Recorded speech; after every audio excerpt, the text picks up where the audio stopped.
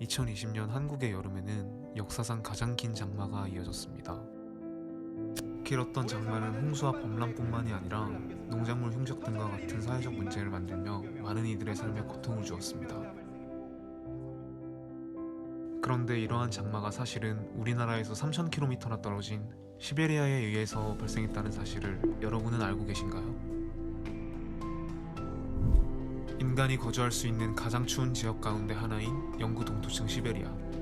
북극권에 위치한 얼음의 땅 시베리아는 지난 몇 년간 지구온난화로 인해 극심한 이상기후를 앓고 있습니다. 여름철 최고 온도가 20도도 되지 않았던 과거와 달리 최근 시베리아의 여름은 온대지방의 기후처럼 평균 30도를 웃돌고 있습니다. 이로 인해 시베리아에는 순록 발국병, 탄저균, 신종 박테리아, 대형 산불 등 수많은 기후재난이 발생하고 있습니다. 이러한 영구동토층의 이상기후는 결코 시베리아의 문제만으로 끝나지 않습니다. 북극권에서는 나타날 수 없던 고온현상으로 극지방의 찬 공기가 대규모로 이동하며 수많은 국가의 기후에 큰 영향을 끼치기 때문입니다.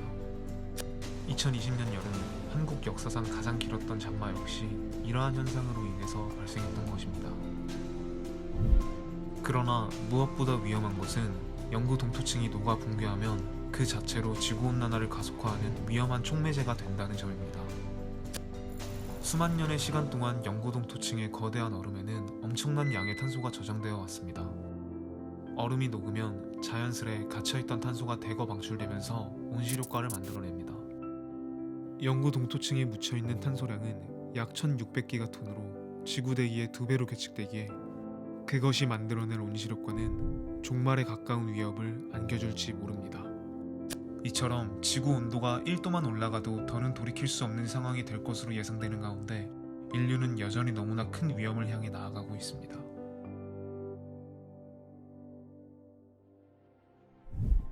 그러나 전지구적 기후위기에서 세계를 구하기 위해 우리가 할 수 있는 역할은 분명 존재합니다. 지구온난화를 저지하기 위해 우리가 이뤄내야 할 최대 과제는 바로 재생에너지의 활용입니다. 지구온난화의 주원인 화석연료는 우리나라 온실가스 총 배출량의 84%에 달하는 에너지원입니다. 우리나라가 배출하는 엄청난 양의 탄소는 주변으로부터 기후 악당국이라는 오명마저 갖게끔 만들었습니다. 이러한 위험에서 벗어나기 위해 지구와 함께 공생하며 에너지를 생산할 수 있는 재생에너지 전환은 반드시 실천되어야만 합니다. 국제기구 기후변화에 관한 정부 간 협의체 IPCC는 기후위기를 막기 위해 세계 모든 국가가 2050년까지 탄소 중립을 달성해야 한다고 발표했습니다. 이처럼 전 세계는 함께 힘을 합쳐 기후위기에 대응하고 있으며 2020년 대한민국 정부 또한 공식적으로 2050 탄소 중립을 선언했습니다. 탄소 중립을 선언한 유엔 사무총장 안토니오 구에테스는 이렇게 말했습니다. 여러분에게 촉구합니다. 연대를 선택하세요. 우리의 미래를 보호하고 인류를 구하는 것을 선택하세요. 자연과 연대하며 위기에 대항하는 우리의 관심과 노력은 세상을 구할 수 있는 힘을 지닙니다.